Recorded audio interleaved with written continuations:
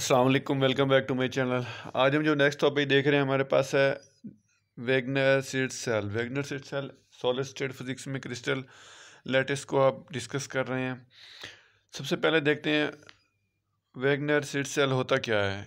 Wegener Seitz cell is used to convert non primitive unit cell of direct lattice into primitive unit cell. Last lecture में हमने discuss किया था कि unit cell की two types होती हैं, primitive और नॉन प्रिमिटिव। तो जब नॉन परमेटिव को परमेटिव में कन्वर्ट किया जाता है तो हमारे पास वेगनर सेल्स यूज़ होता है।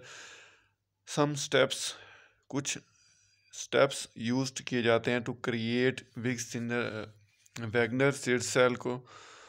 वो हमारे पास कौन कौन से हैं उनको डिस्कस करते हैं। सबसे पहले कह रहा है choose any lattice point as origin के तौर पर हम कोई भी एक लेटेस्ट पॉइंट चूज़ कर लेते हैं।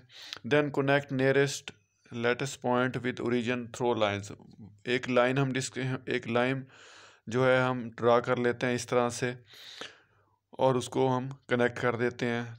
थर्ड पॉइंट हमारे पास क्या है, draw a perpendicular bisectors to each connecting line. उस कनेक्टिंग लाइन से हम दो परपेंडिकुलर ड्रा कर लेते हैं दिस टाइप के। उसके बाद हम क्या करते हैं, each connecting line is bisected with a point in one dimensional crystal lattice. हर जो कनेक्टेड लाइन होगी वो एक डायमेंशनल में हमारे पास क्रिस्टल लैटिस बनाएगी। Each connecting line is bisected with the line and two dimensional crystal lattice.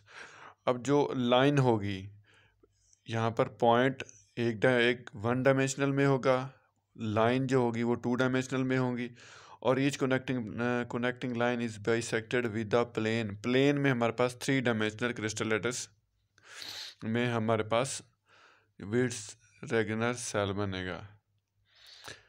उसके बाद हमारे पास है the region enclose between bisectors is Wigner Seitz cell. ये हमारे पास जो रीजन हो जाएगा one dimensional, two dimensional, three dimensional में, इन पॉइंट्स को मिलाने से, इन लाइंस को मिलाने से और इन प्लेन को मिलाने से हमारे पास वेगनर सीड सेल क्रिएट हो जाएगा।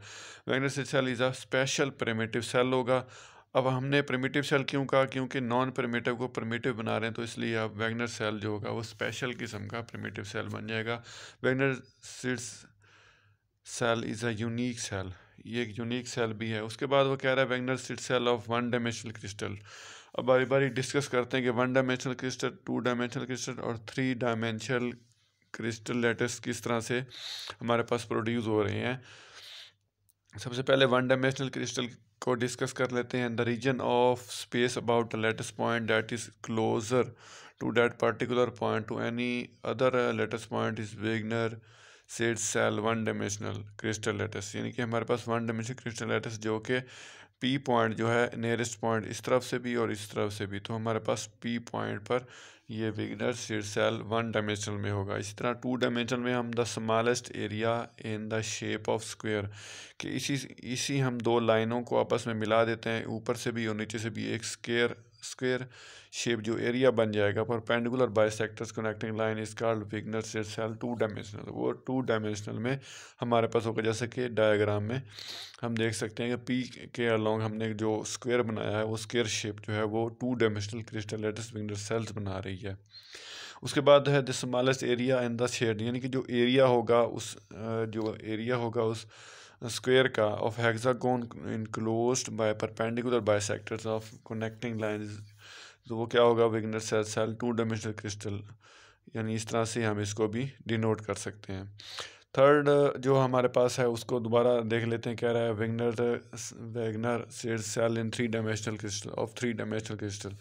थ्री डायमेंशन में कब होगा, जा रहा है the Wigner Seitz of body centred cubic शक्ल में जब हमारे पास कोई भी जो सेल होगा वो हमारे पास वेगनर सीड सेल कहलाएगा। जैसे कि डायग्राम में हम देख सकते हैं structure of diamond like structure of sodium chloride, conversion of non primitive unit cell into primitive unit cell. वो किस तरह से होती है, शुरू में हमने डेफिनेशन में पढ़ा था कि वेगनर सीड सेल का बेसिक मकसद क्या होता है कि नॉन परमिटिव यूनिट सेल को परमिटिव यूनिट सेल में चेंज करता है। द सेल सपोज हमारे पास कोई क्यू पॉइंट है और पी पॉइंट है। क्यू पॉइंट के along two dimensional is non primitive because atom of two types, दो टाइप्स के होते हैं हमारे पास, 1/4 + 1/4 एलसीएम लेंगे तो हमारे पास 1/2 आ जाएगा। इसी तरह का कंट्रीब्यूशन ऑफ ग्रे एटम, जो ग्रे एटम यानी थोड़ा डार्क एटम है, ये वाली लाइन, और ग्रे एटम के हमारे पास 1/4, उनका भी जो सेम ही हमारे पास इक्वेशन बनेगी 1/4 + 1/4, एल्शियम लेके हमारे पास 1/2 एटम्स आ जाएंगे। The contribution of each type of atom must be unity for primitive cell, यानी कि जो हमारे पास जो कंट्रीब्यूशन होगी हर तमाम टाइप के एटम्स की, वो यूनिटी होनी चाहिए प्रिमिटिव सेल बनाने के लिए। The Wigner Seitz cell around P is drawn, यानी कि पी के अराउंड हमने एक सेल ड्रा कर दिया है जो कि स्क्वेयर टाइप का है, 2 डायमेंशनल में। Now it is primitive unit cell. पहले ये क्या था, हमारे पास नॉन परमिटिव था, लेकिन अब हमने इसको परमिटिव यूनिट सेल में डिवाइड कर दिया है।